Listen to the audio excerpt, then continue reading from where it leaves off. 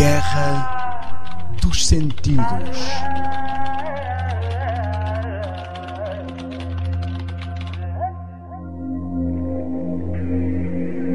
Olá, meus amigos, queridos ouvintes e aqueles que têm acompanhado toda esta série da Guerra dos Sentidos. Aqui está, mais uma vez, para partilhar convosco este vosso amigo Daniel Spencer.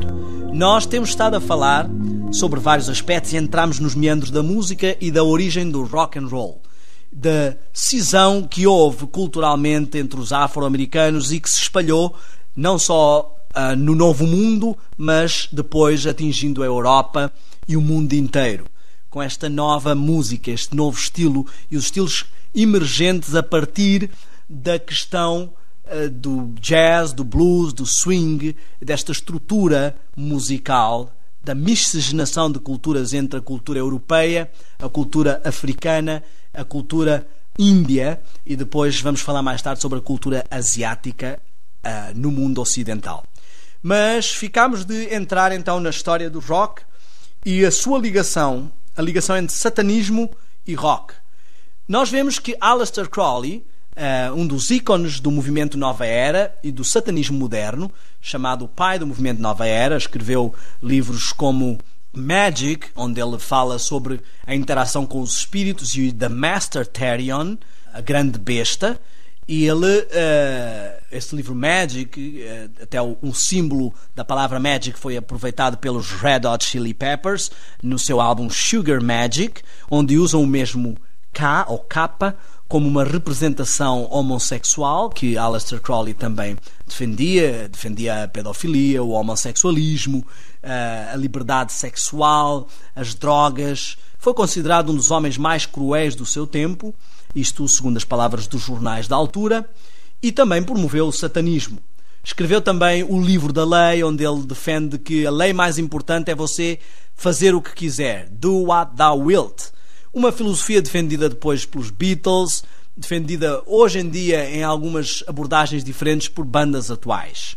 Mas eu estou a citar este homem porque ele é um dos pontos de conexão entre o rock and roll e a sua história e o satanismo.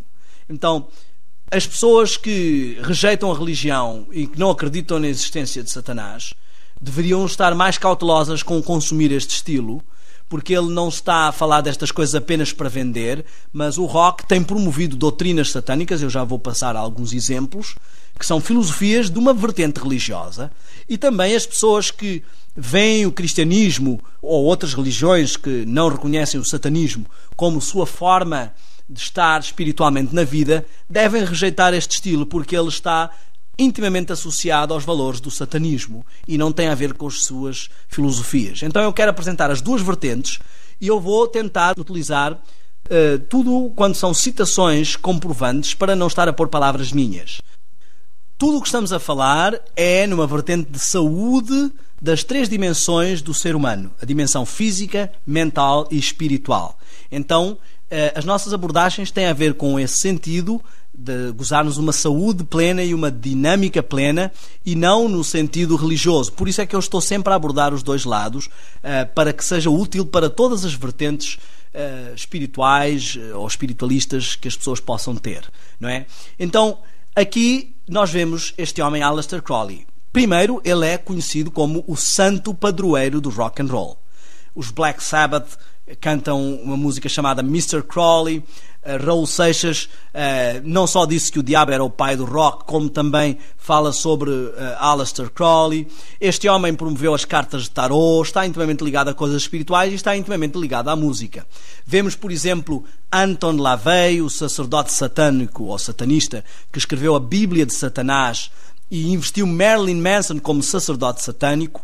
Nós vemos que há valores que se misturam. Por exemplo, a MTV se apresenta como um canal que não é religioso, mas ao mesmo tempo nós vemos, e eu não estou aqui a criticar a MTV, estou a mostrar como muitas vezes as coisas não ficam claras para as pessoas, e vemos muitas vezes apresentar Marilyn Manson a criticar o cristianismo, a falar contra o cristianismo, e ele é um sacerdote satanista. Então temos aqui alguma contraposição de valores, alguma contradição e um contrassenso, porque Vemos, por exemplo, o sacerdote satânico da atualidade, existem vídeos gravados com Rex Church, a afirmar que a Igreja de Satanás utiliza a música, a arte e a literatura para propagar as suas filosofias e para atingir a juventude. E todos os seus valores estão a ser promovidos. Nós vamos encontrar bandas de rap que têm práticas como rezar, o Pai Nosso ao contrário. Estou a utilizar a expressão rezar em vez de orar, porque na realidade é o que é feito ali, é uma reza. Nós vemos bandas de heavy metal que promovem todos os tipos de valores do satanismo. Por exemplo, Iron Maiden, penso que é essa banda que canta Bring your daughter to the slaughter, traga a sua filha ao matador, sacrifícios humanos, que mesmo que não fosse religioso, estamos a ver que isso não tem nada a ver com os nossos valores sociais. A sociedade é contra sacrifícios humanos, então como é que podemos promover músicas que vão contra os valores sociais? Outras bandas, por exemplo, de rap, DMX ou DMX, ele canta sobre necrofilia, sexo com cadáveres, que também não é uma prática recomendada socialmente, mas que, além do mais, é uma prática do satanismo. Então, nós temos que definir o que é que realmente acreditamos. Mas o que vemos é várias práticas satanistas introduzidas em várias músicas. E não estou a falar só das músicas consideradas mais pesadas. Temos, por exemplo, eu não estou a abordar as bandas ou a criticá-las, mas eu estou a falar como exemplos. Temos, por exemplo, os NSYNC cantando Aí vem o novo milénio e toda a gente só fala em Jerusalém.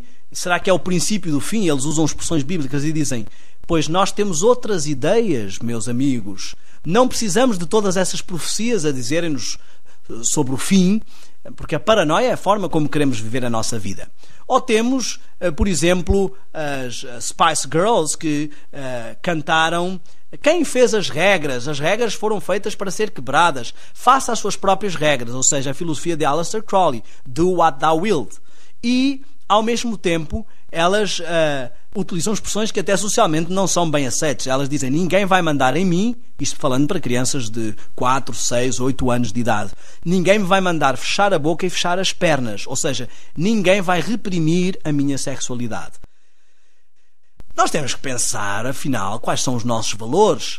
Ou não há mal nenhum de propagar os valores. Toda a gente sabe que a música propaga valores. As campanhas políticas usam música, as campanhas publicitárias usam música, os filmes usam música, e todas as revoluções tiveram sempre uma vertente musical, porque isso incute valores na mente das pessoas.